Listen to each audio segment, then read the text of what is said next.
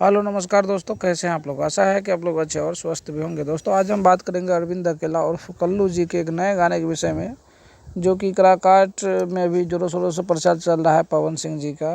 और पवन सिंह लोकसभा चुनाव से भी चुनाव तो लड़ रहे हैं। इसी बीच सभी स्टार का कुछ अलग अलग अपना अपना रिएक्शन है और कुछ इस प्रकार से बातें रख रहे हैं। जैसे कि अभी अरविंद अकेला और कल्लू जी ने गाने के माध्यम से अपना एक सहयोग दिया है, जो कि काराकाट लोकसभा चुनाव की जितने भी जनता है उनके लिए उन्होंने एक संदेश दिया है गाना के माध्यम से।